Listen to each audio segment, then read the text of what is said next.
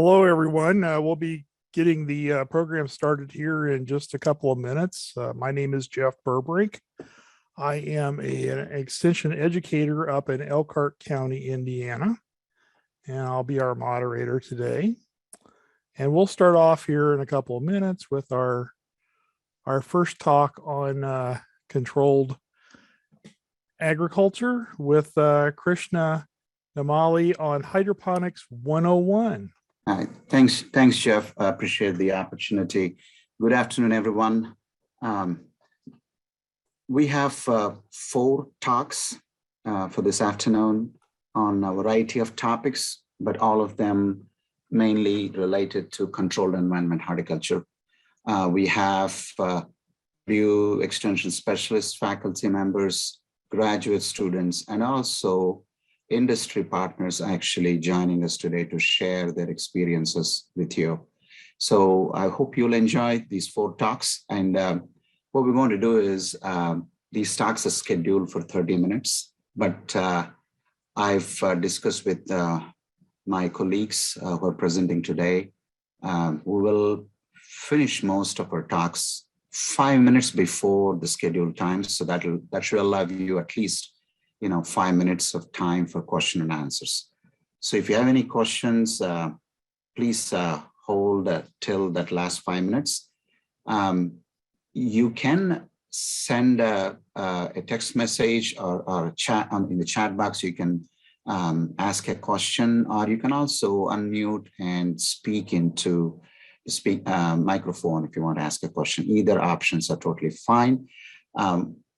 During my presentation, if you have a question, if it appears on my chat box, I might be able to open and answer it, but I prefer to actually wait until the end.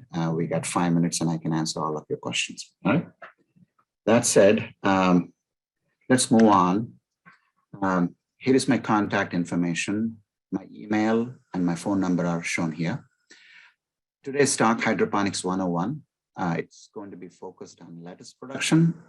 However, you can use these concepts to grow any leafy green crops in greenhouses. Or even in some cases, some of the information that I'm going to share will be also used in indoor production.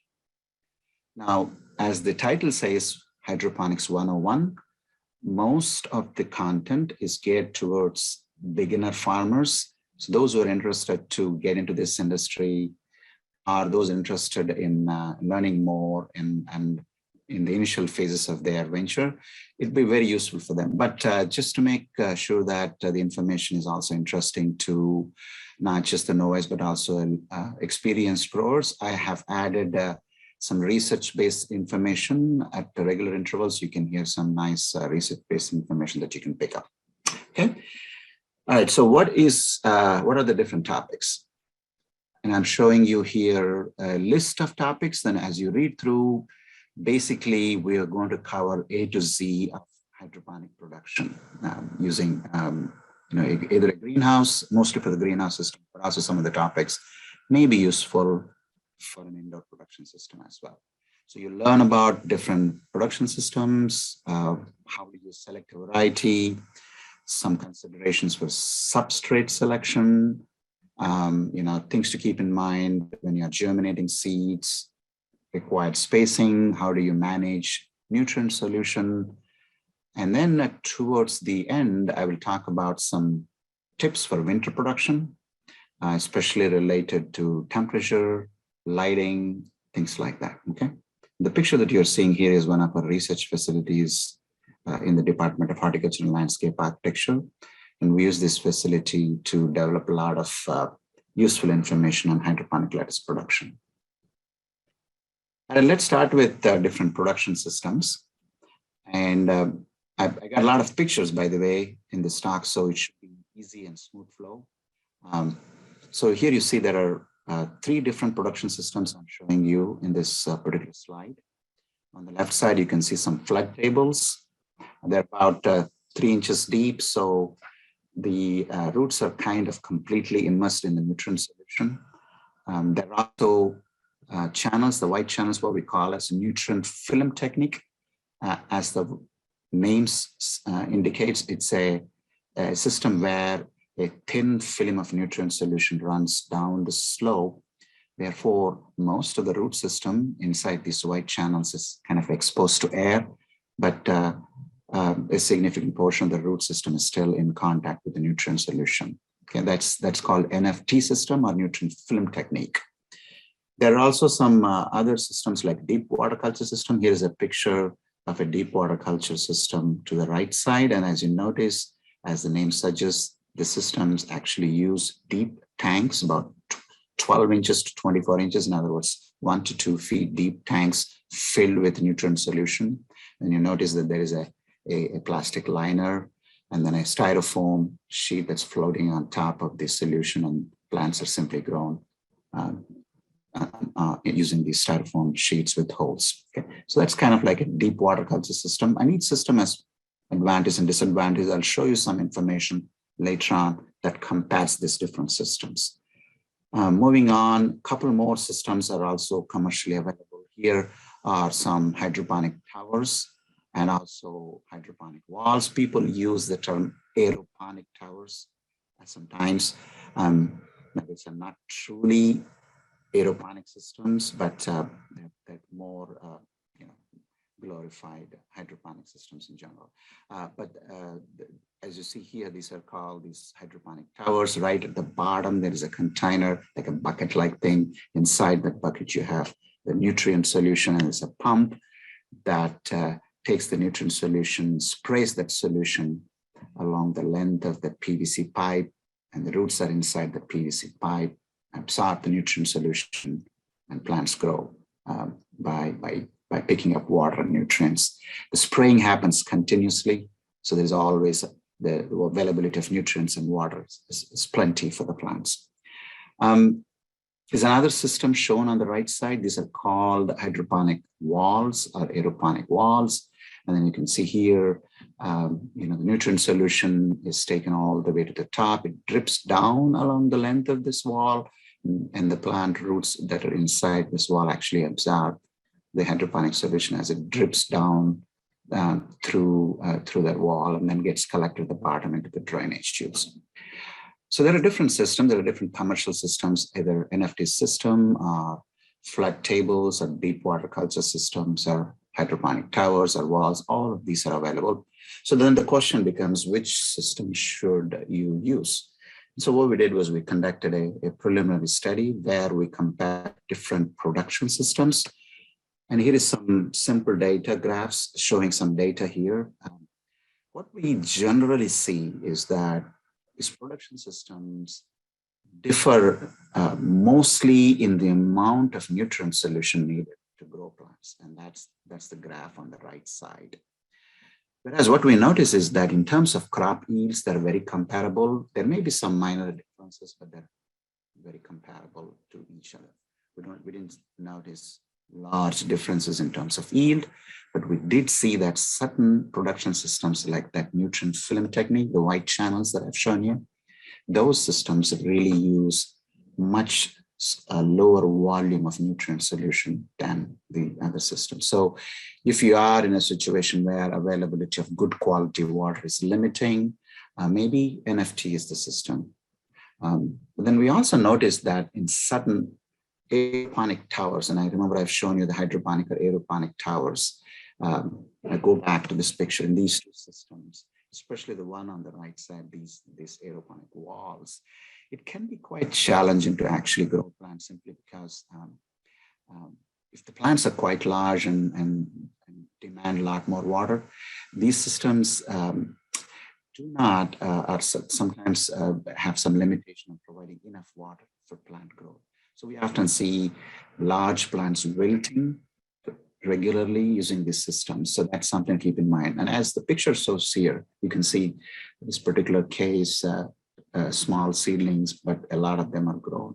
Okay, so keep that in mind. These aeroponic or hydroponic towers or walls, they could pose a little bit challenge in terms of water availability to plants. All right, then the next topic is, yes, we have now chosen a production system that matches the needs, but then what varieties should we pick up? Well, there are, if you're interested in lettuce production, there are at these 4 major groups of lettuce. They're called leaf lettuce. Looks like this. Romaine lettuce, butterhead lettuce, and oak leaf lettuce. So 4 categories. And within each of these categories, you have several dozens and dozens of varieties. And so the question is then what we did was we wanted to pick up different varieties belonging to these groups, and we tested them in our facility, subjected all these varieties to similar environmental conditions, and then we measured their yields and we ranked them. And you can see here, some varieties have almost 1.5 times higher yields than the other varieties. So the bottom line is varieties do differ in their yields. Not all varieties are similar in yield. By the way, all these, you're seeing here approximately 25 different varieties.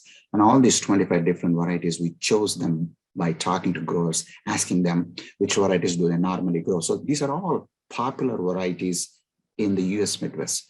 However, when you actually test them in the same system, in the same greenhouse, you start seeing huge differences in their yields. One general trend I want to mention, we always see in general that green varieties, green leaf variety, doesn't matter it's a leaf variety or a romaine or a butterhead, the green colored leaf varieties tend to grow faster and yield more than red color or purple color varieties. And that color actually is good for health. There are certain nice pigments that are being stored in this red color leaves, pigments like anthocyanins. However, there is a trade-off of increased levels of those pigments. The trade-off is a decrease in yield. But again, a good mixture of green and red leaf variety is something customers always wants to consume. So keep that in mind. Green leaf varieties do better than red leaf, but then within each of those major groups, there's huge variability in terms of yield. And we have some preliminary information here. If you're growing some of these varieties, you can compare them with other varieties shown on this table. Okay. All right, we have chosen a production system, and then we have selected a variety or 2 varieties to grow. And then the first and foremost thing is what type of substrates should I use to grow lettuce, germinate lettuce, and later on transplant them into hydroponic systems. There are several options, but then 2 common things we see in commercial available substrate that we see are either peat pellets, or peat-based media, or raw cool media. Okay, so this is how they look. The peat pellets look like this, and they come in small volumes, but then as soon as these pellets absorb water, they expand, and then you can sow a seed, and afterwards, the seeds nicely germinate. You can take the whole unit. So that would be obvious reason. And then you can drop this pellet into a hydroponic system. On the right side, you see raw cool media, and the raw cool media also comes with cubes. Each cube can be separated with the seedling, and then can be nicely inserted or placed, transplanted into a hydroponic production system. If we compare actually between these 2 systems, these 2 substrates, and what we noticed was actually plant growth is much more faster in peat-based media compared to raw cool media. But then, however, raw cool media probably is more suitable in large-scale operations simply because each of this raw cool slab has about 200 cells, and you can just sow the seeds, and you can rapidly transplant these seedlings in hydroponic systems, especially if you have large production area. Peat pellets can be a little bit more expensive than raw cool media. So that's something to keep in mind. And then how do you germinate seed? What are the considerations to keep in mind to make sure that the germination is highly successful? In other words, when you sow, let's say 100 seeds, more than 90 seeds should germinate. In other words, 90% germination rate is something considered as very successful germination. So what are the things that you have to keep in mind to make sure that the germination is highly successful? Number one thing, make sure that the environment is humid, at least from the moment you sow the seed and make this media moist. From that moment onwards, at least for the next 4 to 5 days, the environment surrounding the seeds should be highly humid, up to 70% relative humidity is preferred. That will allow the seeds not to dehydrate and seedlings to germinate and emerge out of the rock wool media. It is always a good idea to actually start using a dilute fertilizer solution as soon as you start seeing tiny green seedlings, simply because once there are roots, and those roots will need some nutrients, and they're going to pick up the nutrients, and that is always going to help the plant to grow faster. So I've seen some growers using plain water, but I would recommend actually using a dilute solution to grow these tiny seedlings. Too much light is not needed, but we do recommend to actually germinate these seedlings in light. I've seen many cases where lettuce seedlings are germinated in darkness. In reality, it is you can actually germinate them under light conditions. Actually, I prefer them to get germinated in light, just to make sure that as soon as the seedlings emerge out, if there is good amount of light, there won't be elongation or stretching of the seedlings. Seedlings will look nice and compact and healthy. The critical thing for germination is temperature. 70 degrees Fahrenheit, if you can maintain something around that range, anywhere from 68 to 70 degrees Fahrenheit with an optimum around 70, that's the optimum temperature for resulting in maximum germination. Cooler temperatures significantly reduce the germination percentage. And as soon as the seedlings start to grow, right, they germinate, they emerge, and they start growing rapidly. Within 10 days or so, you start seeing them actually, the leaves start to overlap. The leaves belonging to the neighboring plant starts to overlap. And that is a stage where you want to definitely separate these plants and transplant them in hydroponic systems. If you hold them longer, it's going to affect their quality from that point onwards. Leaf overlap is the trigger. You don't want neighboring plants' leaves overlap each other. Okay. And then when you take these seedlings, let's say from the rock wool medium, you separate these individual plugs, then you have to space them in hydroponic systems. And what is the appropriate spacing for lettuce? Well, the recommendation is, you can actually go with a 6 by 6, 6 inches by 6 inches spacing. That's what is shown here in this cartoon, in this picture here. Each circle is a plug, and you can grow lettuce, and then the next lettuce can be 6 inches from this one. In both rows and columns, you can leave approximately 6 inches. But then that said, I wanted to mention a few more things. There are instances where growers actually grow lettuce much closer spacing. And if you actually grow them at much closer spacing, you end up with plants looking like this. The individual leaf size goes down. It's not now about individual plants. It's more about a lot of tiny small leaves, but completely covering the production area. So that's how it looks when you increase the spacing. When you give around 6-inch spacing, the plants kind of start looking nice, compact, rosette-shaped plants like this. The picture at the bottom is a situation where we used 6 inches by 6 inches spacing. So if you're desiring, if you want to grow plants that look nice, individual plants, big plants, rosette-shaped, compact, maybe you want to go for 6 by 6 spacing, 6 inches by 6 inches spacing. But if you want a lot more seedlings, smaller seedlings like baby lettuce, you want to harvest them quicker, sooner, a lot more, then probably you can go for closer spacings. And then as soon as these lettuce plants, start established in hydroponic systems, within a span of 10 days, they start to grow actually rapidly. So the period between, the middle of the second week or towards the later part of the second week, and then until 4 or 5 weeks, these lettuce plants are going to grow so rapidly, what we call as exponential growth phase.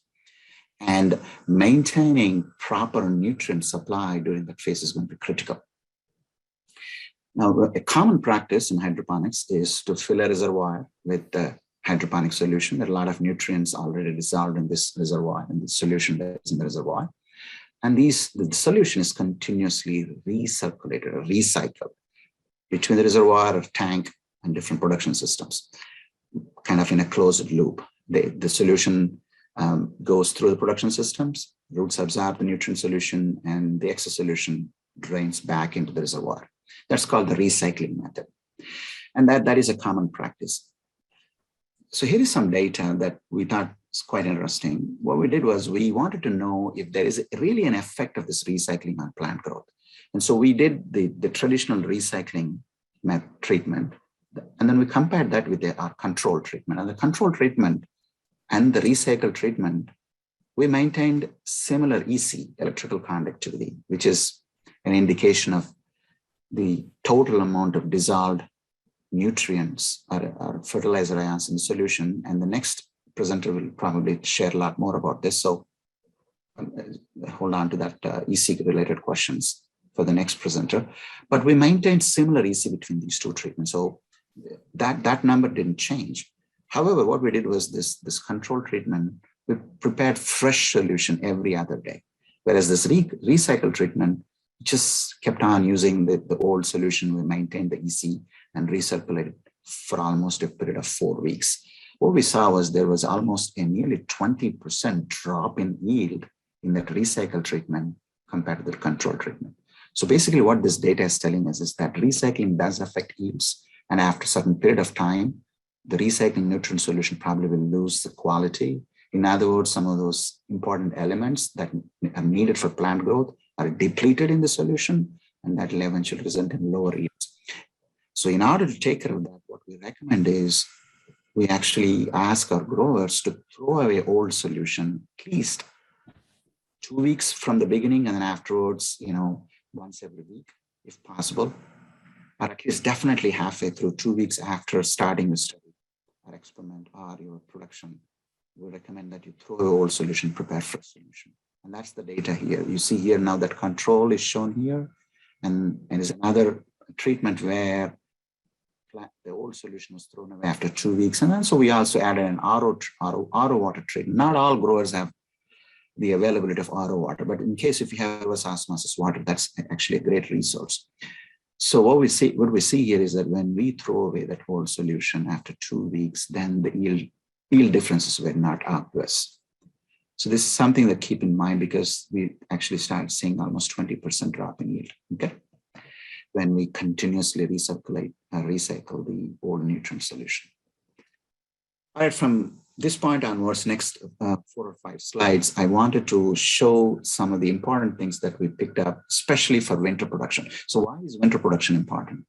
Now, if you look at the planting times in California and Arizona, where most of the lettuce is grown outdoors in field, there are certain windows during winter where the availability of lettuce from California and Arizona is less. In other words, the produce from Arizona and California does not dominate the markets. And that happens during winter. And that also provides a window for many growers in other states, especially in the Midwest, to capture lettuce market. Also, we noticed that during winter, lettuce prices are generally slightly higher, but more importantly, the prices are very stable, as opposed to summer production where the prices can go up and down depending on the environment. So winter production is critical. However, when you are growing something in winter, it is very important to maintain 2 environmental variables. One is temperature, and the other one is light. So let's look at temperature. So here are 2 pictures. Lettuce plants grown 60 degrees Fahrenheit. Now, most of us think that lettuce is a cool season crop. So let's maintain cooler environment, cooler air temperature in the greenhouse. It's about 60 degrees Fahrenheit. And then we grow lettuce at 70 degrees Fahrenheit. And you can see, yes, there is a difference between 60 and 70, but the difference is quite large, almost twice the size at 70 compared to 60. So keep this in mind. This picture tells everything. The optimum temperature for lettuce is around 70 degrees Fahrenheit. Okay. If you can maintain that temperature, lettuce can be grown quite nicely. Now, in order to maintain 70 degrees Fahrenheit air temperature, it can cost a lot in winter, especially, the last week was so cold. If the winters are like that, the heating costs are going to significantly go up. And so what we did was we did another experiment where we maintained the greenhouse slightly at cooler temperature, about 60 degrees Fahrenheit. You can see greenhouse is at 60 degrees Fahrenheit. But then we warmed up that hydroponic solution. We had treatments that are at 60, 64, 66, and 71 degrees Fahrenheit. So when you warm this hydroponic solution, run this warmed solution through closed loop systems, what we see is that actually that heat stays much longer and actually reduce that heating cost. But then in addition to that, reducing heating costs, what we saw was when the hydroponic solution was at 70 degrees and even the greenhouse was 60, still we got really good quality crop. Here is a picture of that for different varieties of lettuce. So that's something to keep in mind, okay? Root zone heating can be useful. Just running through warm solution at 70, when your greenhouse is cooler, can still help in lettuce production. In terms of lighting, lettuce does require at least 12 to 15 moles of light. You can see in this picture, plants grown at 12 to 15 moles look like this. But if you give plants less than 10 moles of light. By the way, if you don't have any supplemental lighting in your greenhouses, especially in Indiana, the amount of light you get inside greenhouses in the range of 5 to 6 moles per meter square per day. That's much lower than the optimum. So anything less than 10, plants look like this. But if you can provide plants 12 to 15 moles, they look nicer and much compact, fully grown plants. It's just not the total amount of light. It's also the composition of light that matters. Does the light contain a lot of green color, blue color, red color? That's called light quality. You'll hear more about that later on today. But what we're saying is that the purple lighting, which has got a lot of red and some portion of blue, that particular treatment actually gave the best results. We started seeing large size lead splint. Doesn't matter if it's butterhead, romaine, red leaf, or green leaf. In all these cases, the purple lighting treatment provided optimum environment. And I think this is the last slide. If you're going to provide some supplemental lighting in your greenhouses, and if you want to really tap into that light composition, that purple lighting benefits, one recommendation is actually to use the supplemental lighting at nighttime. Lettuce can be grown in 24 hours. You don't need to turn off the lights. But if you provide the supplemental lighting at nighttime, the sunlight has got a lot of red, blues, and greens, and that will confound all the beautiful light quality composition treatments you provide through supplemental lighting. But at nighttime, when you give these different colors, the purple lighting, that may have much larger influence on plant growth than if you provide during the daytime. Okay, so I'll stop there. That's my last slide. I may have maybe a few more minutes here. There are some questions in the chat. I will open those questions. I apologize. I didn't check this. A lot of speakers had an issue with my voice. Krishna, we have a question in the chat. What is T8 light? Okay, that's it's our standard fluorescent lighting that we use in our homes, office lighting, those T8, T5 bulbs. Let's see, I can go back right here. In this case, that's the office lighting. And I put that because I've noticed that many of our growers, they wanted to just spend less and use a cheaper quality T5 fluorescent lighting. And that has a big effect on plant growth. Okay. Thank you. Are there any other questions for Krishna? What is a mole of light? Okay, so it is a measure of total amount of light received by plant in a day. And there are many ways you can measure light intensity. A lot of sensors that we buy give numbers, instantaneous numbers, on a per second basis, but plants respond to total amount of light received by them in one day. A mole is a measure of that integrated light that is received by plants. Is certain number of light particles called photons that plants receive in one day. And usually when it's a clear day in summer, when you stand outside, you probably will receive 40 moles of light in summer. But in winter, in our greenhouses, inside our greenhouses, there is only 5 to 6 moles of light. The lettuce, on the other hand, requires at least 12 to 15 moles of light, just for comparison's sake. Okay.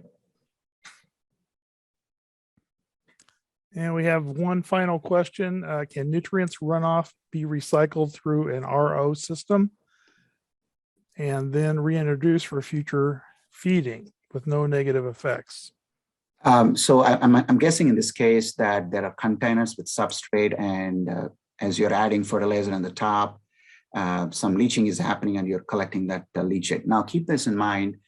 If you're adding a lot of water, fertilizer water, perhaps that fertilizer water is coming out through the bottom holes of the containers. That may be a different scenario compared to simply pushing down whatever that water that was left over in the containers. Through the leachate. If that is the case, then the leachate that you're collecting is perhaps already depleted of essential nutrients because roots have already absorbed most of those nutrients. So in that case, you may want to either throw away that after 2 weeks, If not, if there's a larger volume, you may want to at least send it to a laboratory. Within a couple of days, they will send nutrient analysis. You can reach out to people like and see what's inside left over in that nutrient solution. And from based on that, you can probably either use it or throw it away.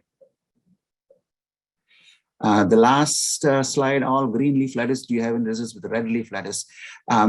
If you notice, there is a red leaf one here. Is this the slide you're referring to? The tip 4 on leaf growth is influenced by supplemental light quality. There is a red leaf lettuce also here. And then you can see that even for red leaf variety, purple lighting was the best one. Well, I'll stop here just to make sure that other speakers have sufficient time. I'm right at 2:30, but if there are questions, I'll be available. You can always email me. And I thank you for giving me this opportunity.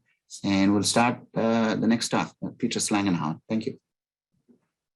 Thank you, Krishna. We're probably going to have some insight in that from Petrus, because we did have a question there about nutrient runoff being recycled, and that would fit right in with what Petrus will be talking about also. So Petrus, if you can share your screen, we're ready to go.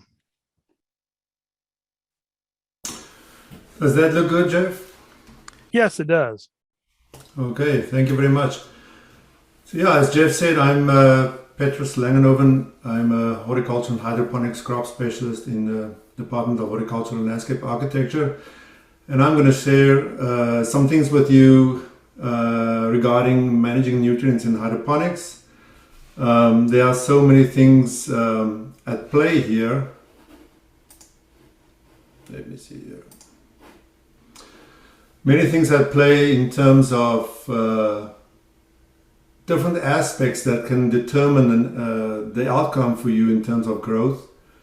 The first thing that I usually see growers don't do is actually looking at their water, their source water that they use. It's very important to know what that quality is like.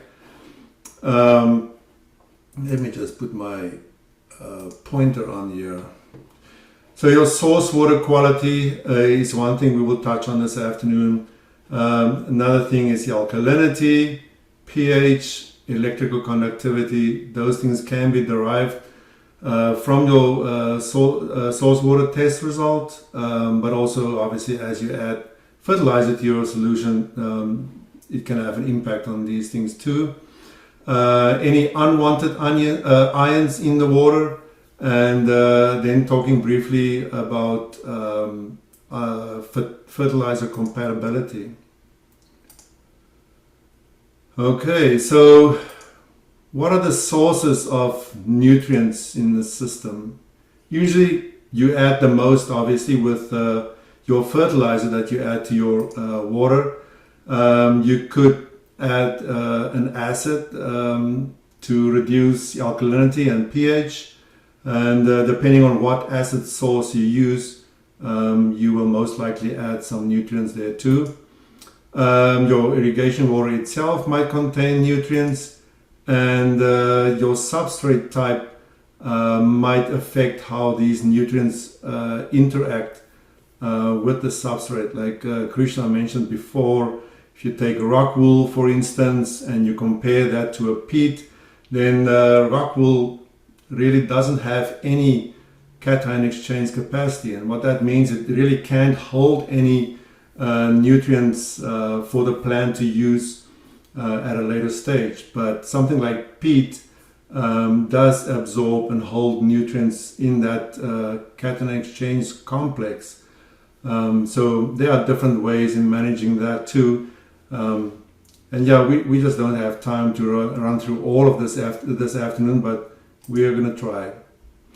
So what are the main goals for nutrient solution management? Obviously, you want to supply the essential elements in the appropriate concentration. You would like to manage your solution pH to minimize the effect of nutrient availability. We would like to prevent highs and lows in terms of pH issues. And we also would like to manage that root zone pH and electrical conductivity. And I think that last point is sometimes the thing that we forget, especially if we produce in a soilless substrate. That is a very critical aspect to take into account as well. So the essential elements. So we have 17 elements, of which 14 we do provide through additional fertilizer.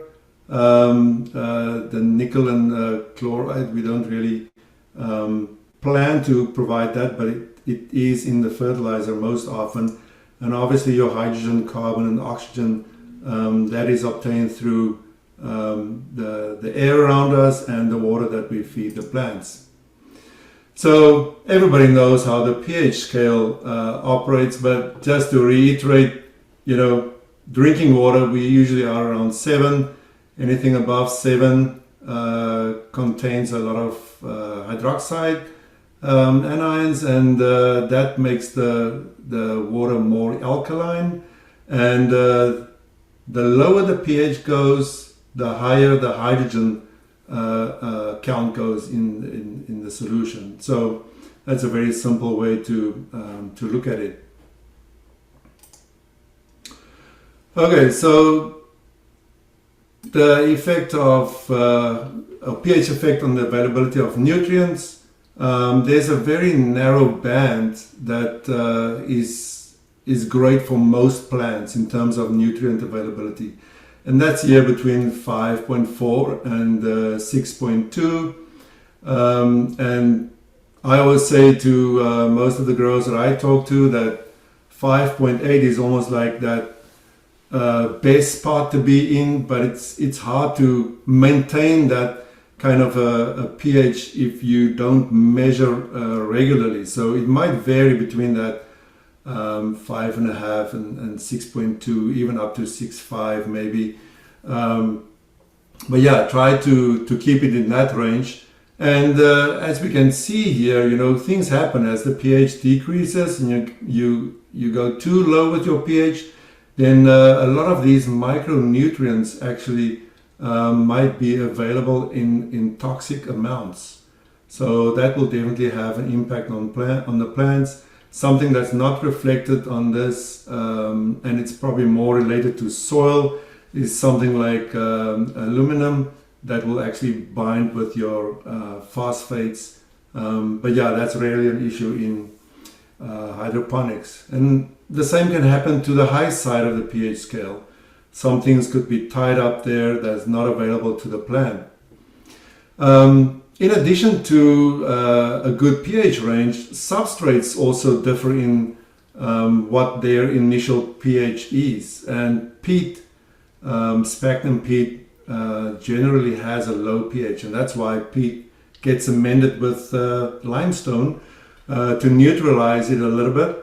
And if you look at some of the other popular ones like coir, that's around 6.2, 5.7, 6.2. That's pretty reasonable. Now something like rock wool, which is a very management intensive substrate, and because it doesn't have any cation exchange capacity really, the pH can go up and down quite a bit if you don't manage it with the appropriate equipment. So I usually stay away from rock wool because I just don't have the equipment to manage it, but you will see many glasshouse operators when they use these big rock wool slabs that they have pretty sophisticated equipment to manage that pH. Obviously, it's a popular substrate in NFT systems like Krishna was showing you with the lettuce, very tiny rock wool cube that you plant the lettuce seed in, and you grow the plant in that into the NFT channel.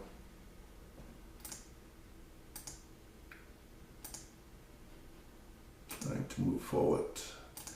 Okay, so alkalinity. If you get your water test result, and actually before you send your water in, you fill that paper in, you check that you would like to have alkalinity tested. Otherwise, you're not really going to know what alkalinity you have. And that is a general issue here in the Midwest and in Indiana.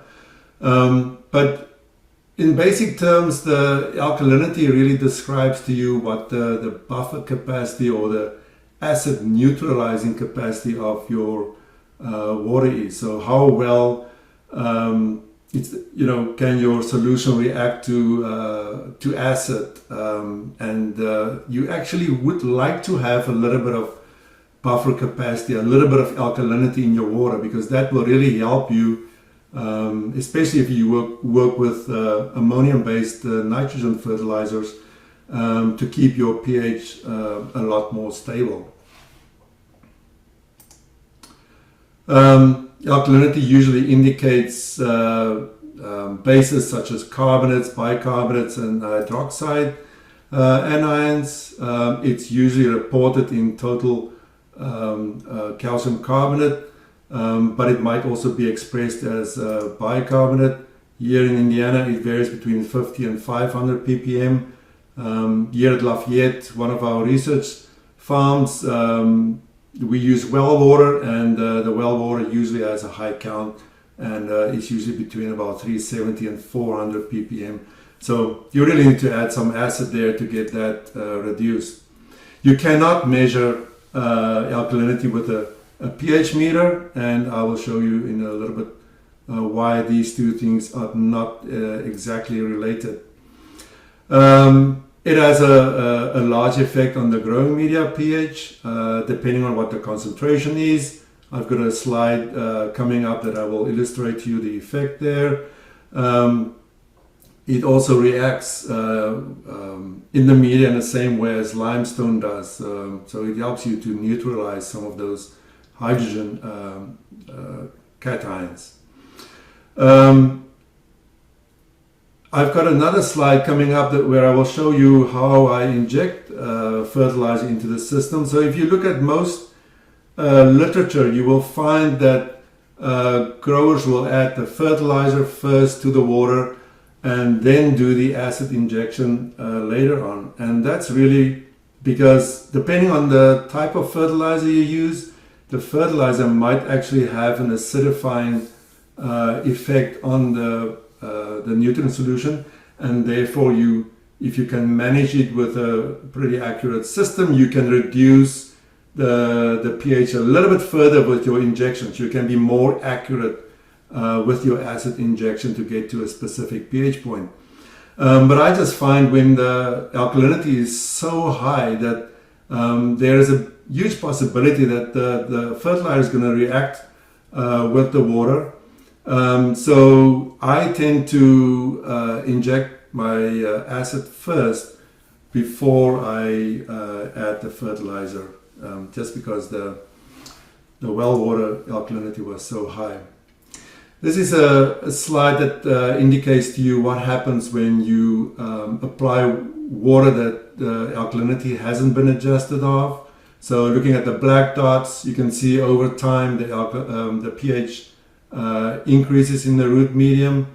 With the acidified well water, it still increases a little bit, but not as much. And in the last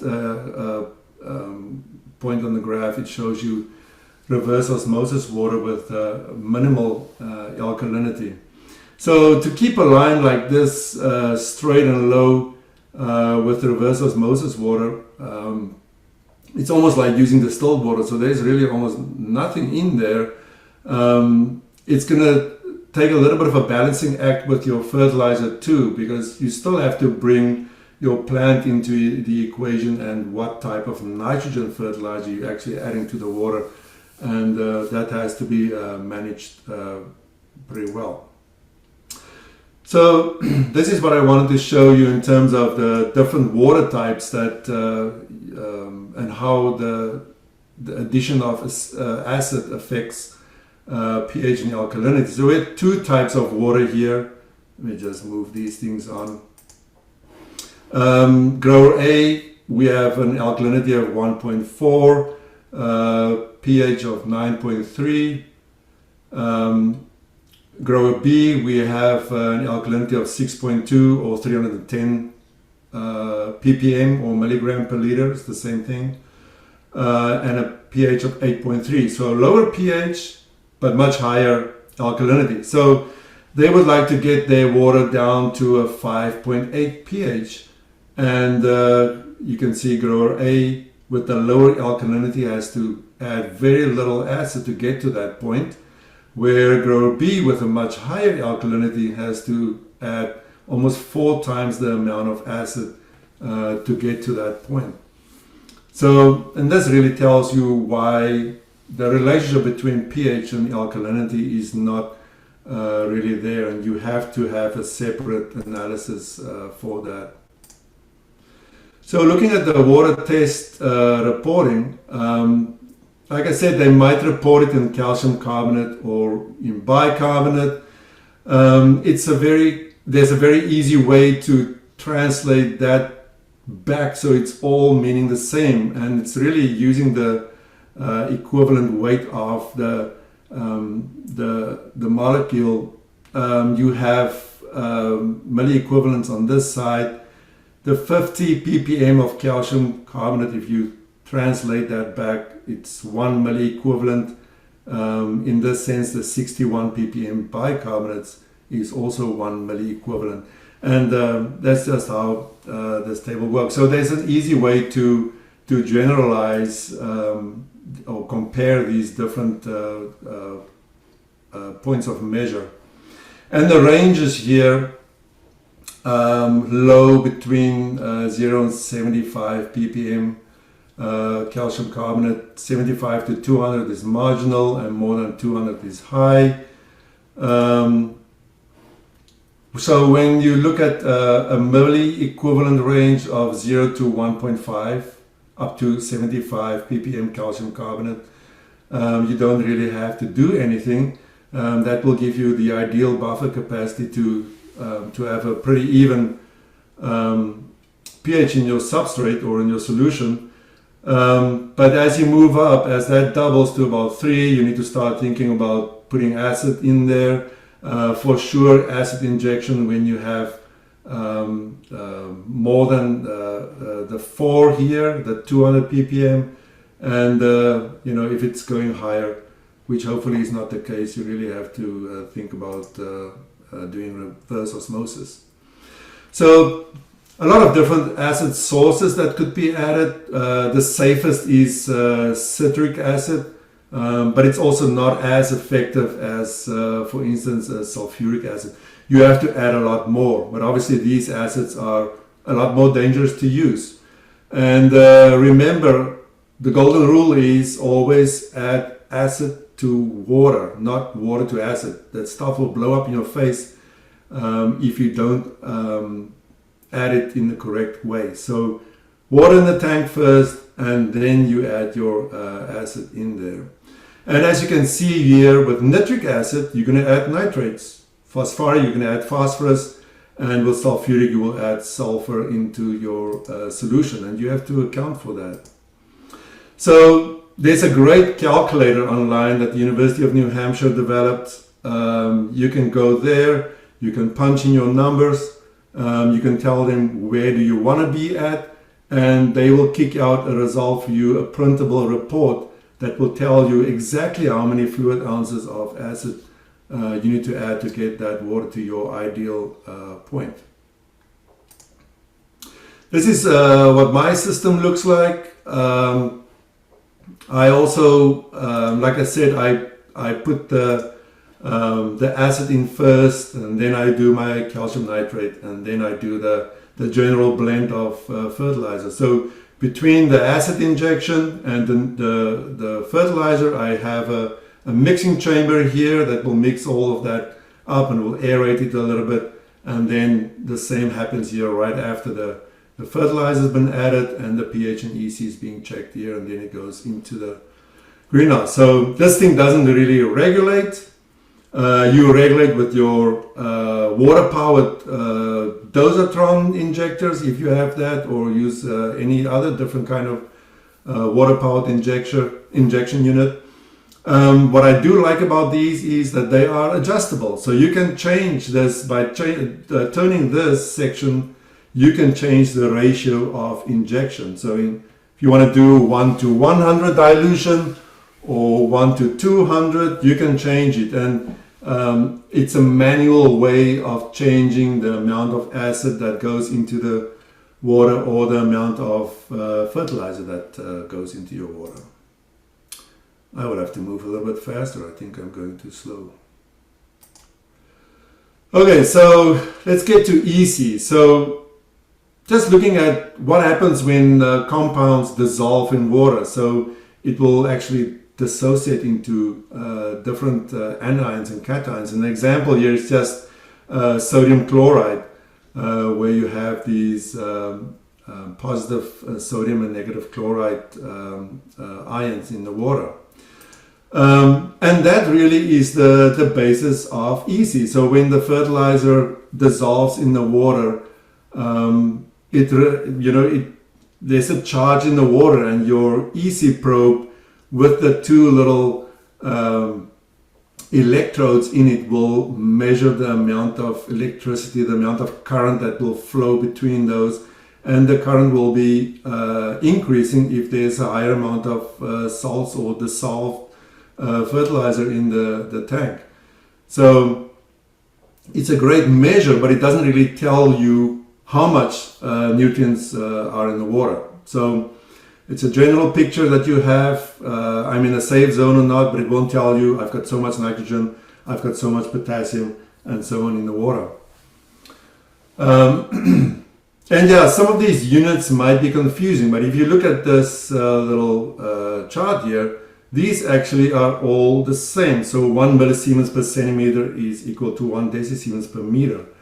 I usually, I don't know, I was educated in millisiemens per centimeter, so I tend to use that all the time. You can use the unit that makes sense to you. This is typical water quality guidelines that you will see. So when you get your water from the lab, they might add something there. If they don't, this is the kind of stuff you will want to look at. Total alkalinity, as I said, between 0 and 100 will be great. EC as low as possible, so that's starting EC. You would like to have that as low as possible. pH, we've talked about that already. So if you look at this little bit here in terms of alkalinity, if you have a pH of around 5.4, the possibility is that you might have about 40 ppm or 40 milligram per liter alkalinity in the water, and the same for the other pH levels. Although I said there is not a direct correlation between these guys, and it's best to actually have your analysis done. Other things that can provide issues for you, well, let me go back one. So you're looking at that alkalinity that might be super high. If you don't treat it, obviously you have a pH issue, but you can also have dripper clogging happening in the end. Similarly, you might experience issues with iron and manganese. When that oxidizes at the output side of your irrigation system, it will clog the drippers there. The sulfate, bacteria loves this stuff. The biofilm will grow in your pipes. So if you don't clean it out, that might become a concern. Usually sodium and chloride is not a big concern for us, but it could be if you use city water. So get that checked out. Unwanted ions, so the main ones are iron and manganese, and the best way to get rid of them is really through oxidization. And you oxidize it, you just let it sit in the tank. You can get the sediment out of the tank, or you can put it through a filter, a very fine mesh filter, and get it out that way. There are also some other methods that you can employ. I'm not going to spend time on that now. So fertilizer compatibility, and this is really important for growers that make their own blends. And the golden rule really is you do not want to combine calcium with sulfates. So because you're going to end up with gypsum in the end, and there's going to be a precipitate in the bottom of your tank, and that obviously will not be dissolved, and your plants will not get access to that. Similarly, calcium and phosphates are not compatible. So that's why we always have the calcium nitrate in a separate tank. If it's concentrated, separate stock tank, and the rest of the nutrients are in the other tank. So those are the golden rules there. Nitrogen can be used as a tool to manage pH in the root zone. Some plants like ammonium better than nitrate sources. They can tolerate it also better. But we have to remember when plants get urea or ammonium in the root zone or in the nutrient solution, there is going to be a reduction in pH. So when ammonium is converted through nitrification to nitrate, there's a release of hydrogen ions, and that's obviously causing the acidity there. Similarly, when ammonium is taken up, a hydrogen ion is released back into the substrate, so that reduces the pH. The opposite happens when nitrates are absorbed. So hydroxide ion is released back into the root zone, and that will reduce or increase the pH. Excuse me. So this can be used as a tool to control pH, but be very careful not to only have ammonium and urea in that fertilizer blend. That could be detrimental to your crop, especially if you use a substrate like peat that's already acidic. That might be a further loss there in terms of growth. Look at your product properties. You can see this fertilizer is a 2177 blend, all ammoniacal and urea, and it has a potential acidity of 1,518 pounds of calcium carbonate. So that's how much calcium carbonate is going to take to neutralize that acidity. So it can create a lot of acidity. On the other hand, 15515, a lot less ammoniacal nitrogen and urea, and a lot more nitrate. So it has actually a potential basicity, very little, but it's there. So there might be a slight increase in substrate pH over time. And this table just shows you the relationship between the fertilizer source. You can see this group here at the top has a lot of acidity in them, ammonium sulfate and so on, monoammonium phosphate, and at the bottom is your basic fertilizers, your calcium nitrate, potassium nitrate, and sodium nitrate. Plants also react different to ammonium and nitrate ratios in the solution. So this was a study that Ryan Dixon and Paul Fisher did, and arugula, they found that it's very basic. So arugula tends to take up a lot of anions. So the solution becomes a lot more basic when you have only nitrate in there. So you actually would like to add some ammonium in there to balance that out. Cucumber, on the other hand, down here, you can see it has a neutral effect with 100% nitrate. And a little bit more of a acidic effect when you start to add ammonium. And this is very interesting. I spend a lot of my PhD on ammonium and nitrate ratios, and tomatoes, for instance, is a lot more tolerant to higher ammonium ratios, ammonium concentration in the nitrogen, total nitrogen of the solution when it's colder, but when it's hot, a lot of transpiration. You easily get that pH drop in the bag, a lot less calcium is being taken up, and obviously that has some quality issues with tomato, especially blossom and rot is the big thing. So what are some of the strategies that we could put in place? That regular laboratory testing is super important. Test your pH and EC regularly with your handheld meter or your inline pH and EC meter. Don't forget to monitor this root zone pH. This is so critical. You can use EC as a very nice tool to steer your plant as well. If you want it more vegetative or more reproductive, you can increase or reduce the EC. You can also change your nitrogen to potassium ratios. But yeah, the root zone is important to manage. And I usually tell growers a very easy way, if you look at irrigation scheduling and you don't really know what to do, and also it's hard for me to tell because I don't know what your conditions are, I usually look at that drainage water. So the amount of drainage water that's released from the bottom, say for instance the substrate like cocoa peat, it needs about 20% every time you irrigate. And if you measure EC and you look at what your irrigation water is, if that is say 2 and your EC at your runoff at the bottom of the bag creeps up and tends to go higher towards 3, if it goes over that 50% increase, then you're running in dangerous territory of creating saline conditions.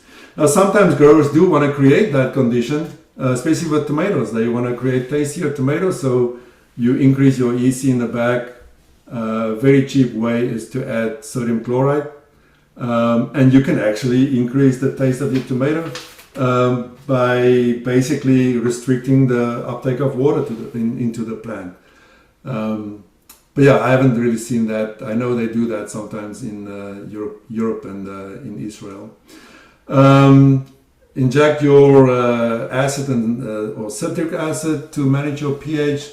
You can also stop your injection if you see the root zone pH going too low, especially if you a high alkalinity water. You can balance it out with that and use the right chelated iron. Iron EDTA is much less soluble at high pH, so use something that's more soluble at high pH numbers, especially if you work with a crop that's sensitive to high pH. And recirculating, dump your solution regularly. Plants take up nutrients selectively. So some builds up and becomes almost toxic to the plant. You will have a yield reduction in the end. Another thing about recirculation, it's always great to have at least about 10% of your nitrate or nitrogen in the form of ammonium in the solution, because that will help you to keep that pH down. If you use only nitrogen source, you will see your pH creep up all the time. That's my contact details. I apologize, I went over time a little bit. Please feel free to reach out to me, and I will be here. I can always answer questions via the chat. Good afternoon, everyone. My name is Yuyao. I'm a PhD student from the Department of Horticulture and Landscape Architecture in Purdue University.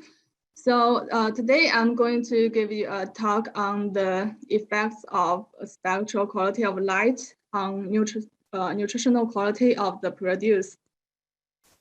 So let's start with the light quality.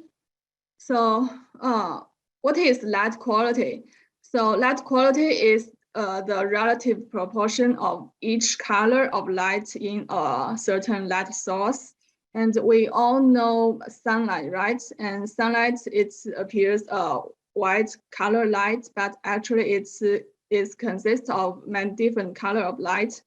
And here, this is the visible spectrum in sunlight, which this spectrum can be seen by our human beings. And it's from the wavelength of 400 nanometer to 700 nanometers.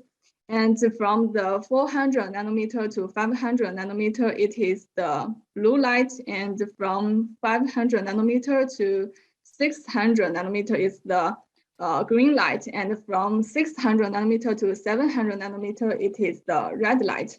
And this range of light is also the light that can be used by plants for their growth. So it's also called the photostatically active radiation. For indoor production, there are generally two most popular growth lights in the market currently. One is the broadband light, growth light. we can also call it white light because it consists of green, blue, and red light, and emits white color light. Here, this one is a T8 light, so it has a lot of green and blue light and emits a cool white color of light. And this one is LED growth light from Fluence. It has a lot of green and red, but generally low in the blue light. So it emits a warm white light. And another popular growth light is narrow band light. This kind of light is only consists of red and blue light. So it emits a purple color light. So we can also call it a purple light. Generally, in this kind of lights, it usually has a lot of red light. So as to nutrients, our human beings need nutrients to maintain our body health, and inefficiency in any of these nutrients will lead to disease and unhealthy body.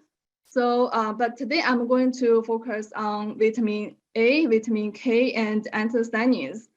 What is vitamin A and vitamin K? Of course, they are all vitamins, and both of them are fat-soluble vitamins. We know vitamin A is very important for our vision, and it's also important for the cell division and our immune function and the reproductive health. Well, vitamin K, it is very known for its role in the blood clot, preventing the excessive bleeding. But actually, it's very important for the bone health, vascular health, and our metabolism in the body. So anthocyanins, they are not vitamins, but they are antioxidants. It has a very important role in the anti-cancer, anti-obesity, and some it's also very, very good for our neuro. So since nutrients are so important for our body, how much should we intake every day for each of them? So the USDA recommends that male adults need to intake 900 microgram of vitamin A every day, and for female adults, we need to take 700 microgram per day of the vitamin A. And for vitamin K, a male adult needs to take 120 micromoles per day, and the females need to take 90 micromoles per day for the vitamin K. And so how can we, or how should we supplement these nutrients? Actually, foods are the most important sources of these nutrients, and consuming plant-based foods is considered more efficacious than consuming supplements. So maybe just eat more salad, and lettuce is the most important part in salad, and actually it's a very good source for nutrients like vitamins.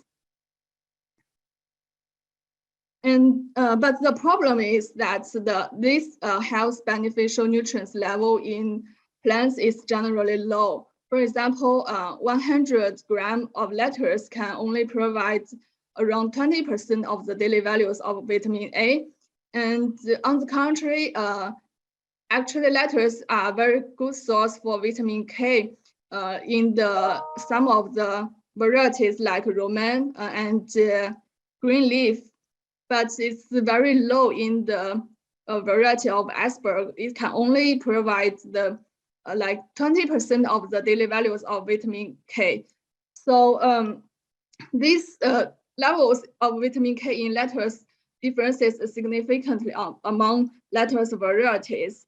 And even though for the varieties that are rich in vitamin K, actually the values of the vitamin K in 100 grams of this lettuce, they can just meet the recommended the daily values of the vitamin K every 100 grams of the lettuce. So for those people who don't like eat salad or cannot eat 100 grams of the lettuce every day, they can still cannot get enough vitamin K from foods. And anthocyanins are very, we know anthocyanins generally, they are in the deep color vegetables and fruits. So they are generally low in the green leaf varieties. So it's necessary to increase the nutrients level in the green leaf varieties in indoor production. In our study, we started, we used 6 different colors of light to study the effects of the light quality on the vitamin A, vitamin K, and anthocyanins accumulation. So here is the UV light, and we have blue light, green light, orange light, red light, and far light. We also have a control treatment. We used purple light, which has the red and blue light here as a control. So from the these numbers are the wavelengths of the each color of light. From the result, we can see that the vitamin A levels was found highest in the lettuce grow under the UV light, followed by the blue light, and the lowest level was found in the far light treatment. And for vitamin K level, the same we can find the highest level in the in the UV light treatment, and maybe slightly lower in the control and the orange light. And but there's no significant differences among other treatments. And for anthocyanins, we can see the lettuce grown under blue light showed the highest level, and followed by the UV light treatment. So from these results, it's easy to find that lettuce grow under the high light energy, like UV and blue light generally can have higher levels of those vitamin A, vitamin K, and anthocyanins accumulation in their plants. And we also did a study to the effects of providing different light quality during different plant growth periods on the nutritional values in lettuce. We have 3 treatments here. One is the red treatment, which has 90% of the red light and 10% of blue light. So the red light proportion in this treatment is very high. We just call it red treatment. And we have blue treatment, which has 50% of red and 50% of blue light. The blue light in this treatment is generally higher. And the third one is the red to blue treatment, which means we initially grow the lettuce under the high red light treatment in the first 20 days during their growth. And then we shift the light to the high blue light in the last 10 days before harvest. So let's look at the plant growth data firstly. We can find that the plant dry biomass was highest in the high red treatment and lowest in the blue treatment. But if we grow the lettuce in the high red firstly and then move to the high blue during the last several days, we can find that the plant dry biomass was maintained as high as in the high red treatment. Even though it's not, there's no significant difference, but it's significantly higher than the blue treatment. And as to the nutrients, we collect data on the beta carotene and anthocyanins. I need to point out the beta carotene is the precursor of vitamin A. So we can use it to represent the vitamin A levels. We can find that the highest levels of beta carotene and blue light was found in the highest level of beta carotene and anthocyanins were found in the high blue treatment and lowest in the high red treatment. Again, these two nutrients can be maintained if the plants grow under the high red first and then move to the high red during the last several days in their growth. So yeah, which means we can shift the light quality during plant growth to maintain both plant growth and nutritional quality. Okay, so here are some take-home tips. Lettuce are very good source for vitamin A and vitamin K, but the nutrient level in lettuce need to increase to meet the daily requirement values.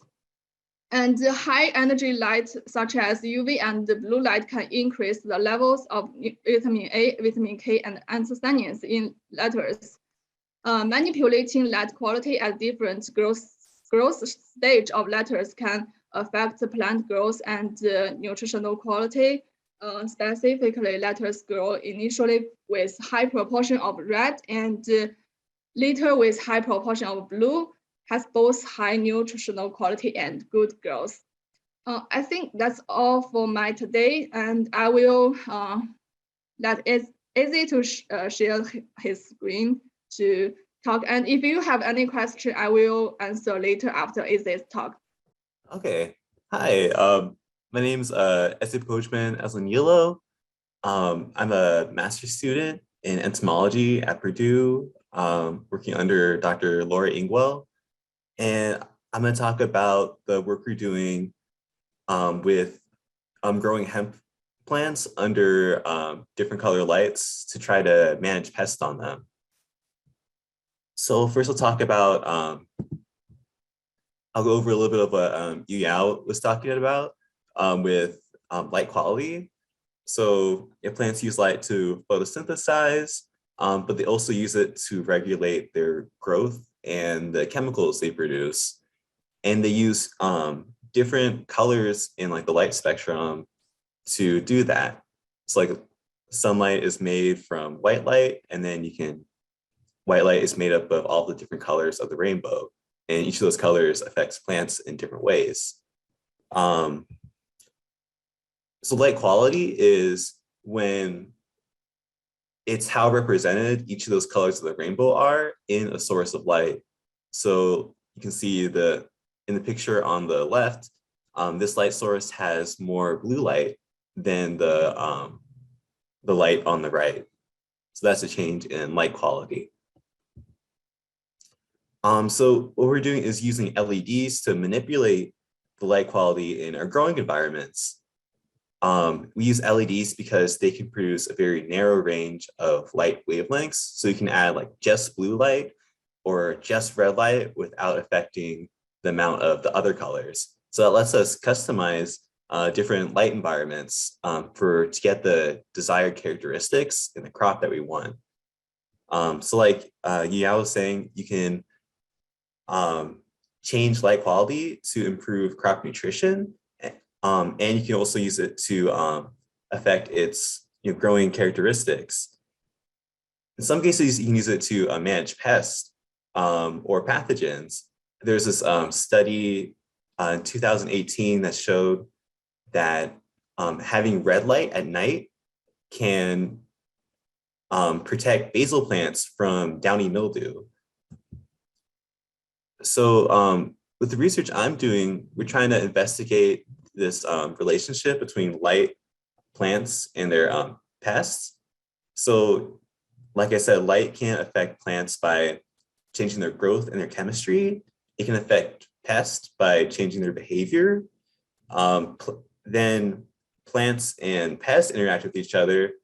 The plants will change themselves in response to insect feeding on them. And then you can affect pests through the plant by changing the light.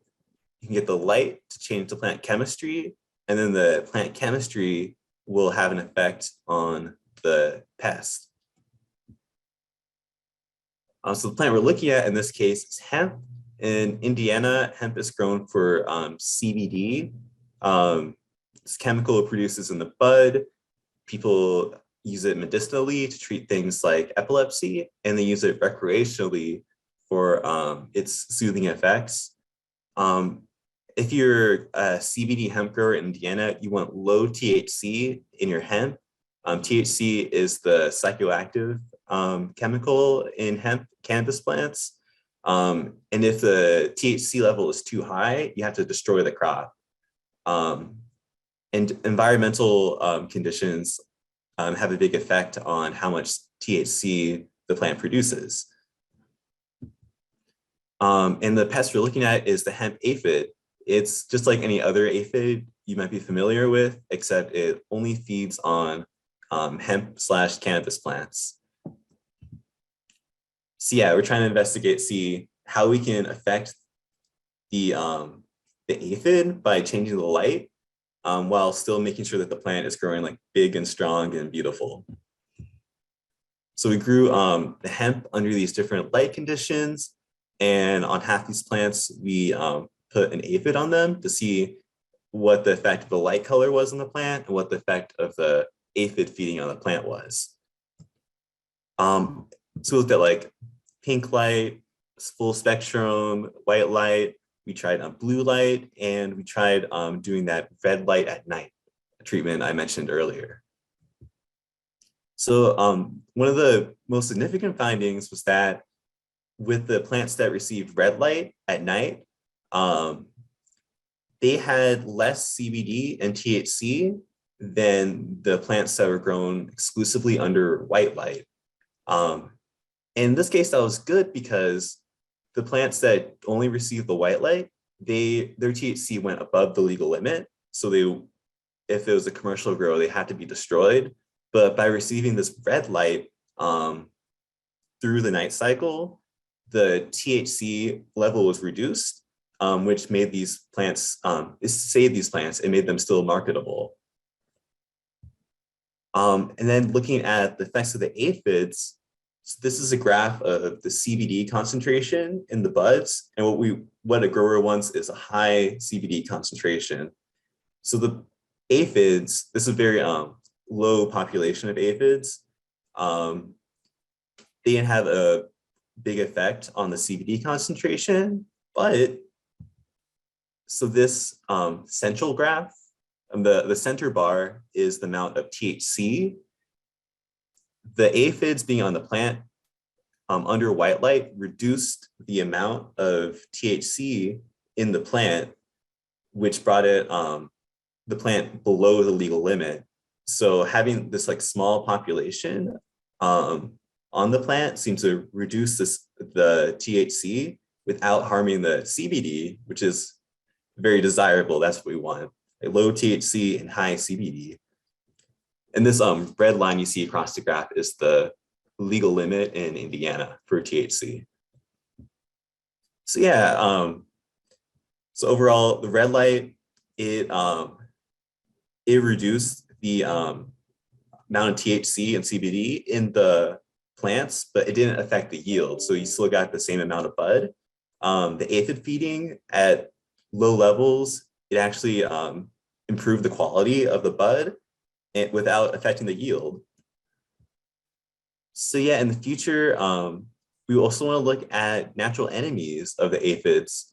We want to see if we can change the light to help ladybugs and parasitic wasps find these aphids better and kill more of them. And yeah, we'll continue looking to see how investigate these interactions more between the light, the plant chemistry, and the pests. So yeah, thanks to all my lab mates for helping with this research. And I think we have a little bit of time for questions. Any yield decreases with LED lights? Yeah, there's lots of differences in yield between the light treatments, but we used different we used different light fixtures that had different intensities of light, and they also had different like light distribution in the growing environment. So it's hard to parse, like it's hard to determine whether the differences in yield we saw were caused by the light quality, or if they're caused by like the type of light fixture we used. And I think the next presenter is going to talk more about different commercially available light fixtures. Jeff Mastin, can you connect with us now at this point? I'm connected. I'm not able to share my screen though. Oh, shoot. Why don't you give us a little bit of background on what you wanted to talk about? Sure. Yeah, my name is Jeff Mastin. I'm a director of lighting science and products with Total Grow Lights out of Michigan. So we've been in the horticultural lighting space for the past decade, doing all sorts of different research and refinement and growing with the industry. So I'm going to be sharing a little bit about coming from the industry and the application perspective, a little bit of where the rubber hits the road and what does it look like to take some of the sort of information that Krishna and Yuyao and Eze were mentioning about LED lighting and broadening out and looking at all the different applications and how do we actually tackle that and make use of all the information. All right, so yeah, as I said, I'm Jeff Mastin with a lighting company, Total Grow Lights out of Michigan. And I'm going to be overviewing some of the types of products and product options, specifications, features, costs, and so forth that you'll encounter as you actually try to go from the information to an application and explore choosing the right lighting option for what you're trying to accomplish. So first off, it's helpful to differentiate some of the main application types. This chart, it's not the only way that you could break up applications. And what's known, it's just one example of what can be used, but this is a quick summary of what lighting looks like in each application. The first three here are all true grow lighting, where the lights are providing the plants with energy needed to grow as desired because there's either too little sunlight or no sunlight at all. In a greenhouse, this is supplemental lighting. The sun is present, but it's insufficient. So we supplement with high intensities of light, ideally created by lights that make minimal new shadows and require minimal additional structures overhead. Traditionally, this would have been high pressure sodium or HPS lights. Any decent LED light these days provides 50 to 100% more light per watt of energy used though. LED costs have improved drastically, but it's still most likely going to cost more in equipment than high pressure sodiums would. But eventually the power savings and the higher reliability will pay for the difference. The challenge is to go through the ROI and the details of the situation to make sure that that's actually worthwhile for your situation. Different crops require different amounts of light, and different locations and seasons provide different base amounts of sunlight. So the amount of supplemental lighting we need varies widely. This is helpful to have some expert guidance to identify how much makes sense for you, but in a moment, I'll give some generalizations. Indoor highlighting these days is typically some portion of the cannabis and hemp industry, though there's more experimentation going on to pursue economical fruiting plant production in the future as well. Greenhouse style lights can be used sometimes, but more commonly, this will be a multi-bar LED light to better spread out the light in a tight space since shadowing is not the concern here. And when growing a lower light crop like greens and regular herbs, the light levels needed are about a quarter of the cannabis sorts of applications. The plants are smaller, so a grow rack can be several tiers tall if desired, and that makes each inch of light height potentially more impactful as it's multiplied over each tier. The resulting light design is lower powered with thin and spread out sorts of lights, either with several bars or with a wider form factor. Now, categorically different is photoperiodic lighting. This is also in the greenhouse, but we're only concerned with the length of the day that the plants are perceiving for photoperiodic lighting, not the energy received for growing bigger, faster, and stronger. Red and far red light trigger the phytochrome photoreceptor, which functions like an internal clock for the plant with quite low light levels. This light is the alarm clock that wakes the plant up, so to speak, and triggers long day responses. For many ornamental crops, this makes them flower as soon as they're mature enough. For short day plants like mums and hemp, it keeps the plant vegetative.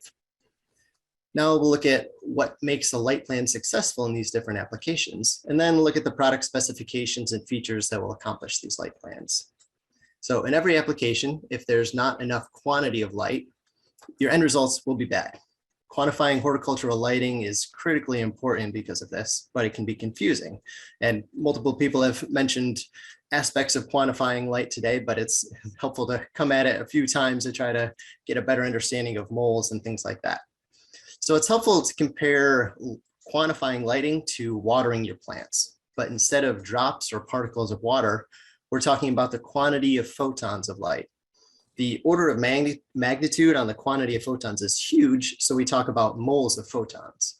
A mole of photons is about 1,000,000 times 1,000,000 times 1,000,000 times 60,000. So it's a lot easier to say 1 mole of light than 6.02 times 10 to the 23rd photons of light.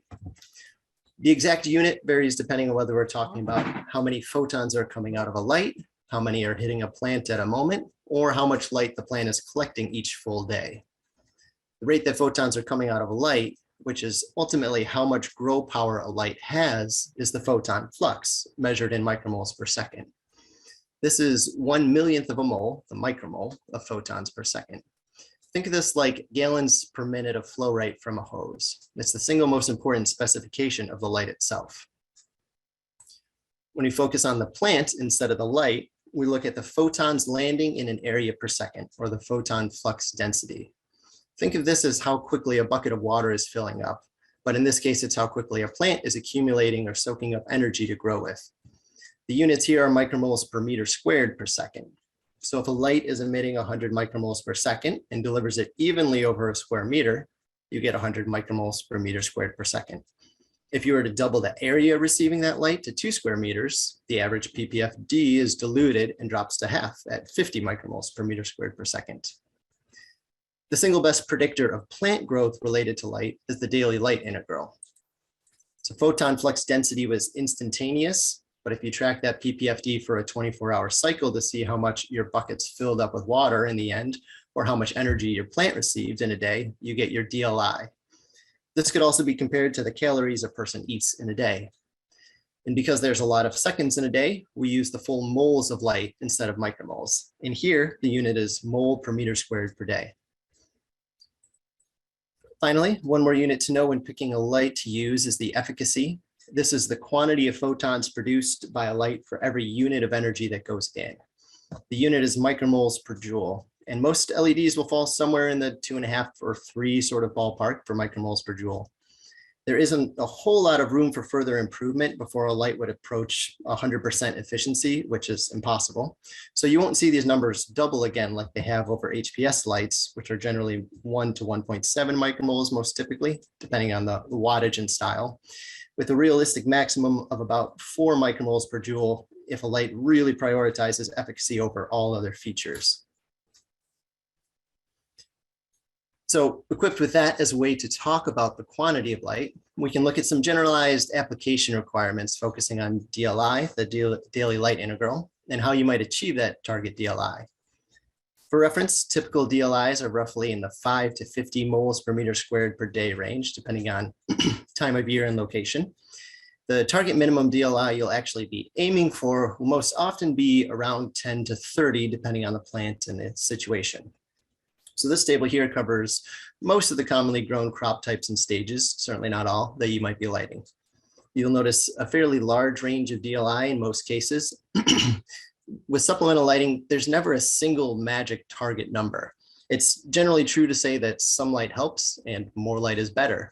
But at some point, the costs of increasing your light levels further are no longer justified by the benefits, or it's impossible within your budget and business model. A few general numbers to keep in mind. Lower light plants, like young plants, typically make sense to target a DLI of around 10 or 12 moles per meter squared per day. Greens and herbs are a little bit higher, more like 17.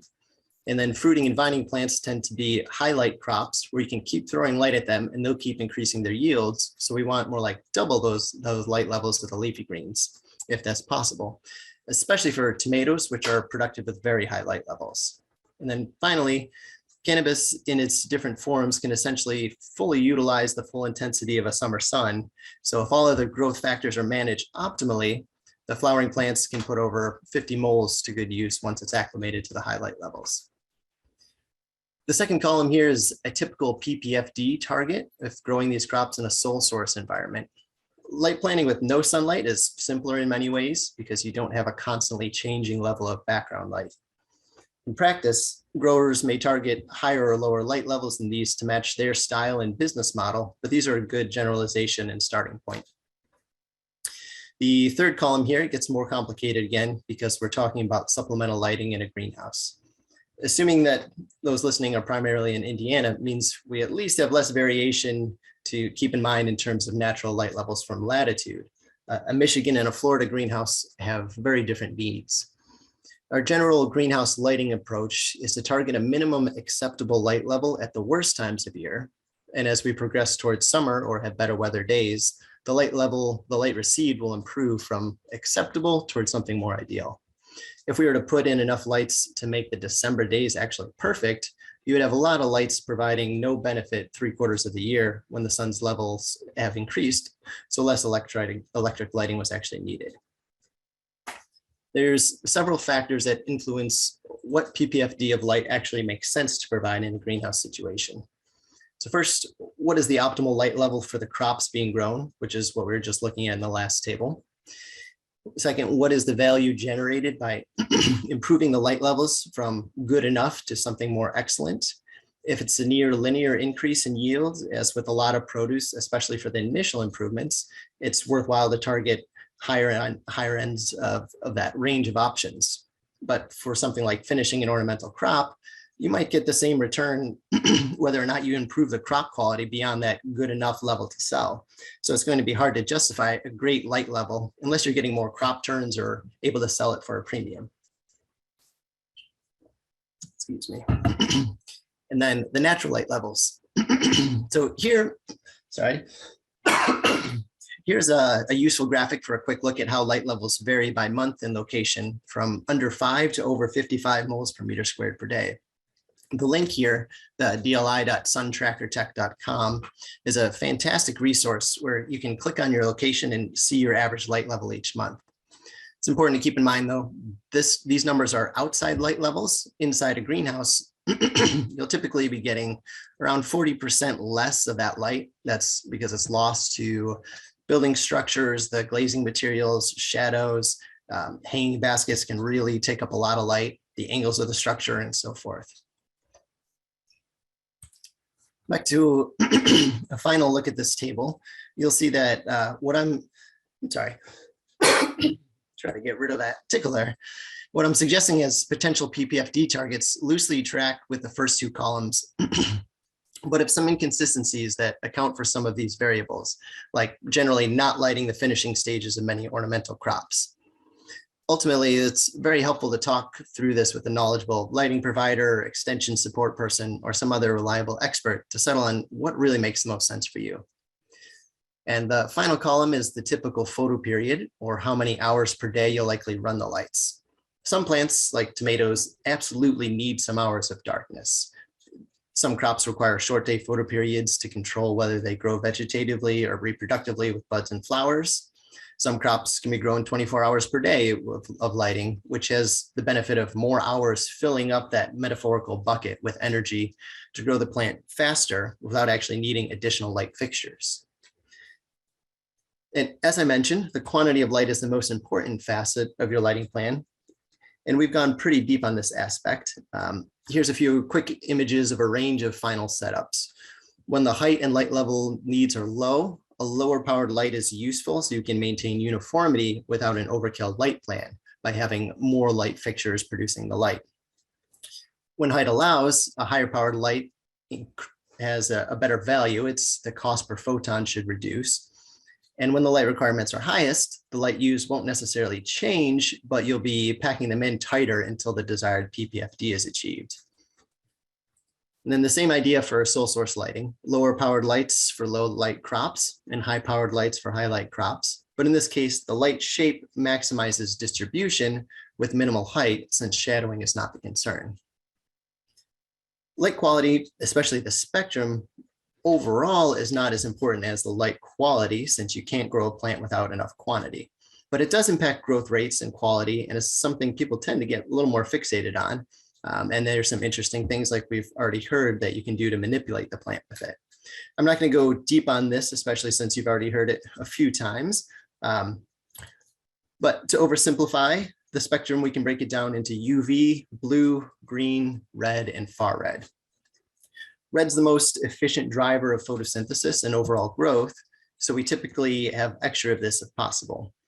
It can also be generated at the highest efficiency over, at least compared to those shorter wavelength lights. Blue is pretty good. It's okay at driving photosynthesis, but it's more importantly, it's like a multivitamin supporting quality growth. It increases density, compactness, branching, coloration, nutrient density, concentrations, and things like that. UV is still the least well-researched region so far. Obviously, we're making progress on that. But UVA, which is about 5 to 8% of the spectrum we get from the sun, is like an exaggerated version of blue and drives very little photosynthesis while triggering defense mechanisms that can increase chemical concentrations. Yuyao showed in her research how the UVA in blue could increase vitamin levels in lettuce as an example. UV is risky though, because it can reduce growth in a counterproductive way, especially if you get into UVB and UVC wavelengths, which are the more dangerous wavelengths.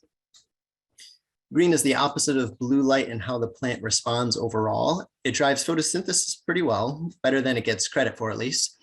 And it encourages expansion and stretching growth, which means less density and branching, but more total biomass. It also penetrates deeper into the leaf layers and into the overall plant to support growth and health deeper within the canopy, which is especially important for large plants like hemp. It also helps us see and diagnose the plant, because without green photons, nothing can look green. Finally, far red light, which we don't see well at all, is like green, but an exaggerated version of that. It triggers the most stretching and expansion from a shade avoidance mechanism. It doesn't drive a lot of photosynthesis by itself if it's all alone, but it balances the photosynthetic mechanisms in the plant and can help other colors drive growth more efficiently in the end. There's no such thing as a perfect spectrum. In theory, you could dial in a spectrum for an ideal balance of overall yield versus quality effects in a completely controlled environment with no genetic variations. But realistically, there's far too many confounding variables and every grow setup is unique. So in practice, there are some overall decisions to consider with regard to spectrum. This graphic from Michigan State is a nice overview of the extremes, at least, of how spectrum can affect plants in a sole source environment. In a greenhouse, the sun dilutes these effects significantly. Turning to the actual lights in the market, the spectral options you'll see in lights include a narrow versus a full spectrum. So a narrow spectrum is almost always going to be very high in red and has the potential to have the highest efficacy. A narrow spectrum can also provide greater morphological manipulation of the plants, which could be a good thing or a bad thing. Visually, the light will be purple if it's just red and blue, or if a little white is added, it'll be more of a pink color.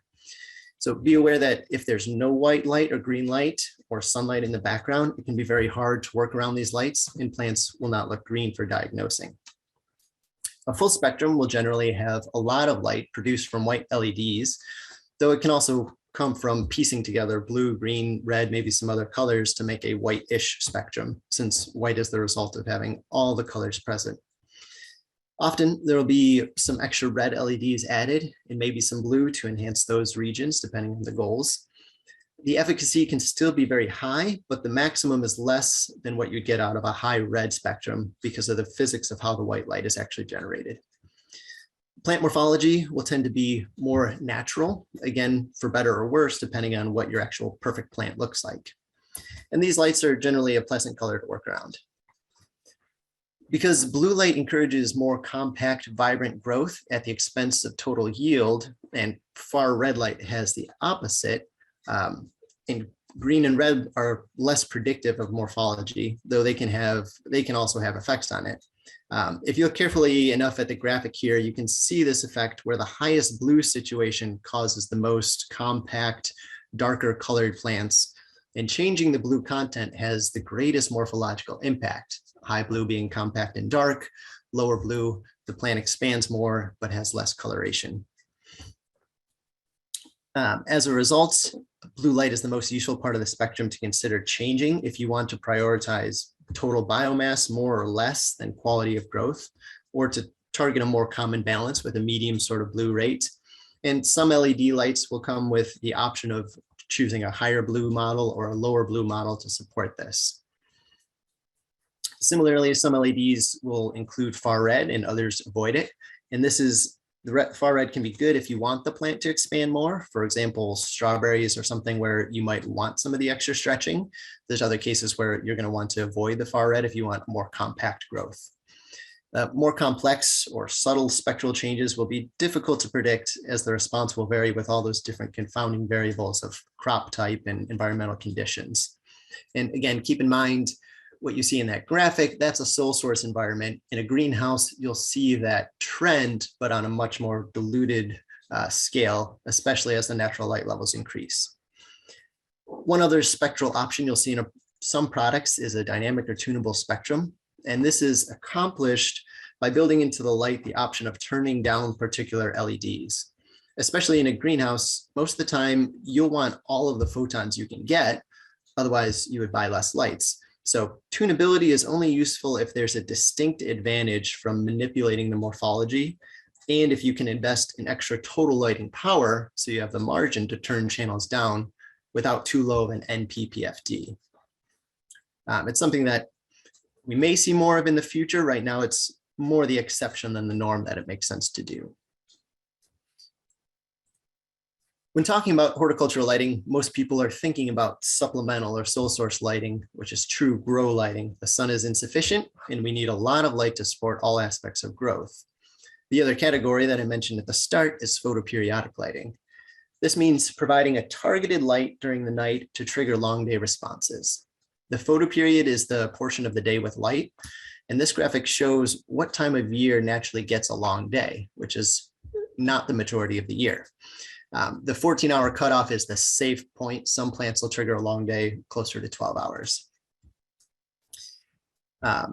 With a low intensity of a photoperiodic light spectrum, we can flip a switch, so to speak, in the plant and wake it up. Again, that alarm clock sort of effect, and make it grow as if it's a long day. This is more of the alarm clock than the meal of the supplemental lighting. The purpose is to make a long day plant flower or a short day plant stay vegetative. In short, the spectrum needed to ensure effectiveness with low levels of only 1 or 2 micromoles per meter squared per second is a relatively even balance of reds and far reds. The other aspect of quality that's too rarely talked about is uniformity. If you have excess light intensity right underneath the light and insufficient light intensity farther away from the lights, there'll be problematic variations in growth rates, morphology, water uptake, nutrient uptake, and so forth. Most lights emit a similar output pattern.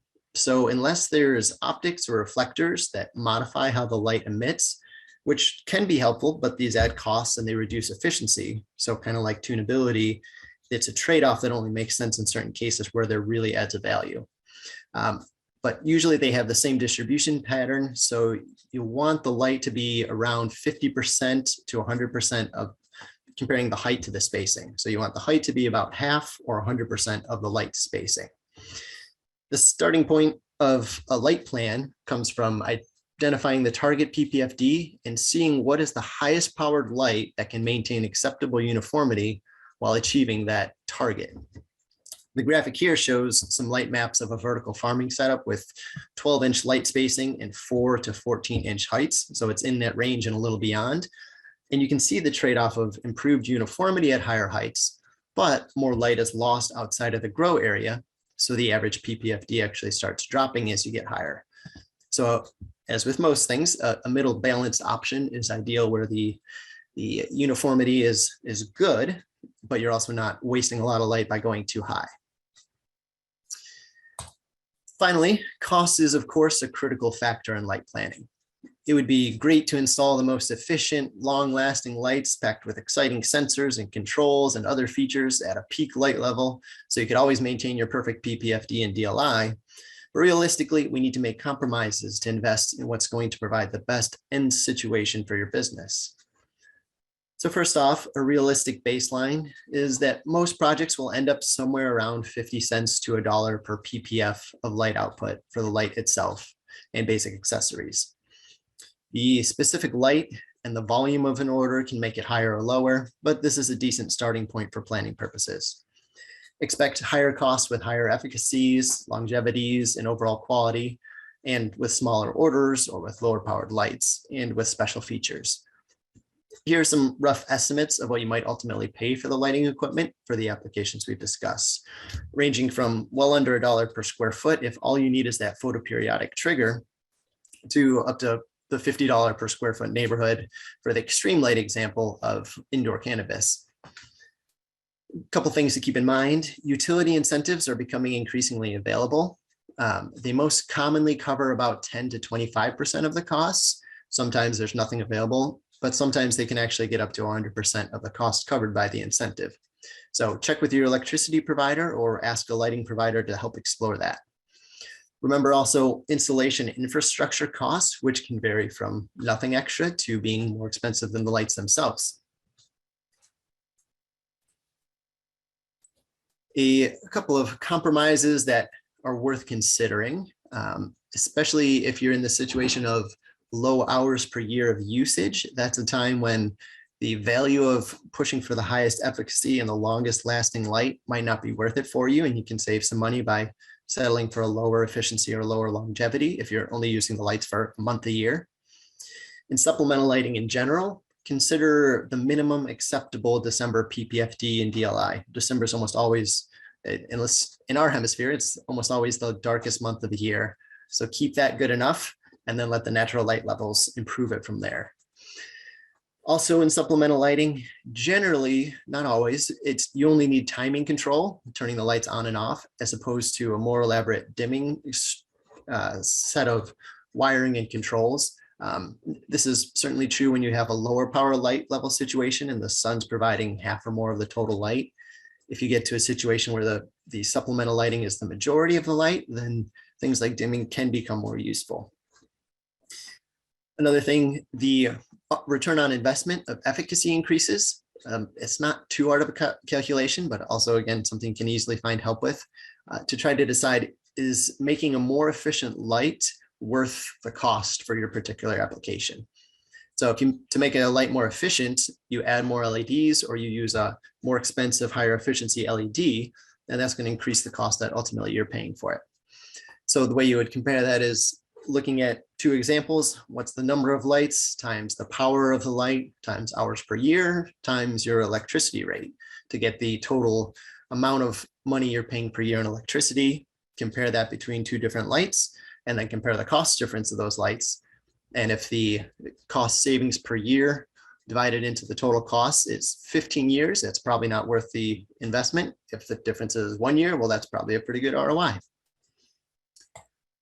Some final considerations, the ROI of further improvements. So there's a graph here of the increased growth in lettuce with increasing DLI. What it shows is that if you have 5 DLI naturally, and then we're to add another 5 more moles with your lights to get 10 total, the yield increases about 50% and is almost certainly worthwhile. Add another 5 DLI to get to 15, and the yield bonus is about half of what the first yield bonus was, which is still probably worthwhile, but not if it's for too small a portion of the growing cycle. Adding another 5 DLI up to 20, and now this increases down to, it's about a quarter of what the first jump was for you. And that's probably not worth it unless your electricity rates are low or the crop value is high or some extra factors like that change your situation. Most crops will have a curve like this, but the x-axis on the bottom could be half of these numbers for a low light, a really low light situation, or up to 4 times these numbers depending on the crop, and also environmental conditions like CO2 concentrations and temperature, which change how much light a plant can put to use. A couple other final considerations, the versatility of the light. You know, we live in a world that's pretty tough to predict what tomorrow is going to look like. So if you can easily spread or consolidate the lights to change your PPFDs, that's helpful as opposed to something that's a little more stuck with what it is because the light's too big or some other restrictions. Similarly, with the spectrum, if it's a really specialized spectrum focused on a particular situation and a particular effect you want, there's less versatility than with a more full spectrum. couple other factors: support and reliability of the supplier. If they've been around a long time, or they're good testimonials or customers you can talk to, how well did they support you in the planning process? A 5-year warranty is only good if the company is going to be around in 5 years. The certifications on the light, make sure they are safe and going to meet the requirements. Things like the utility incentives will require certain certifications. And finally, the ease of installation. Lights that utilize the existing structures well and have simple hangers and can daisy chain to make the powering of the lights simple. That's going to minimize the labor and electrician costs to get the lights in place, which can have a pretty big impact on what the best situation is for you.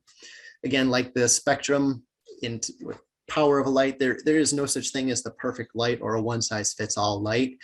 But hopefully this helps give a little bit of an understanding of what factors are going to point you towards a particular type of light and style of light, whether it's the most efficient single bar light or a multi-bar light, or all these different factors.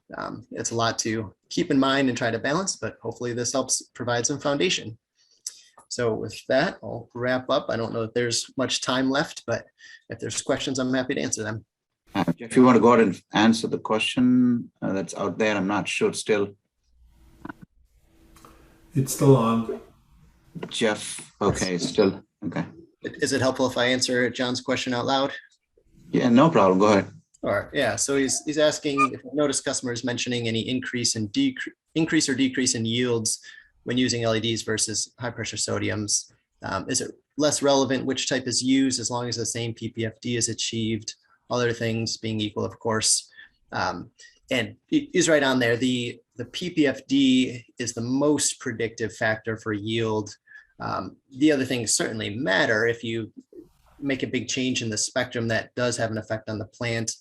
It also affects what your best environmental conditions are. For example, high pressure sodiums radiate a lot more heat. So your leaf temperature is several degrees warmer than your air temperature, which means your room temperature for high pressure sodiums needs to be cooler.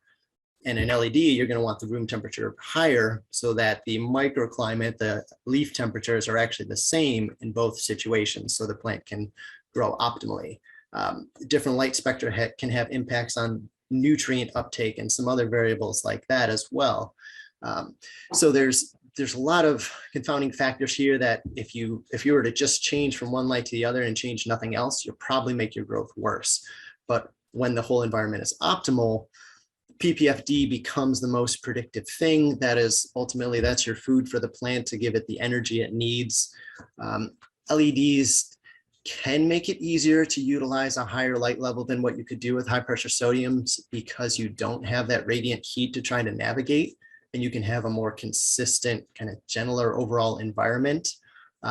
So all that to say, you can increase your yield. You could hurt your plant and decrease it when you go from HPS to LED, but it's the everything else that matters more.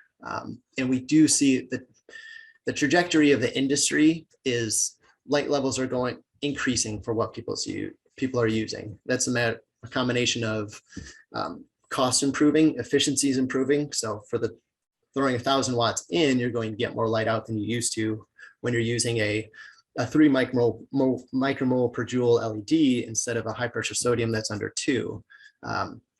Environmental controls are improving, grower techniques are improving. So we're seeing people push from formerly it might have been 800 ppfd to now as much as double that in some cases. Not for the whole growth cycle. You need to acclimate the plants and slowly work your way up there.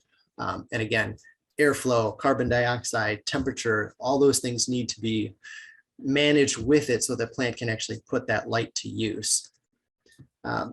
Also asked, what do you find the ideal distances between the top of the canopy and the light source with LEDs? It depends on, I mentioned the uniformity part, so it depends what style light you're using. One good way to look at that is that 2:1 to 1:1 ratio of height versus spacing. So if you have a multi-bar light and you have a light bar every 6 inches, you can have that light 6 inches away, and you're going to have uniformity and you're going to have the penetration, the angles you want. But if you're using more distance between the lights and you have more output coming from a single spot, then you definitely want that light a lot higher. So where the typical style LED you see in indoor grows, around a foot is a good rule of thumb. And if you're using a more concentrated light emitting source, whether that's high pressure sodium or a single high powered bar, kind of like in a greenhouse for an LED, then that light's going to be more like 2-3 feet above it. Again, depends on all the factors of spacing and what you're trying to accomplish. Thank you, Jeff, for the long answer. Appreciate that. You're welcome. Yes. No problem. Lots of answers. If they're too short, they're going to be misleading. Right.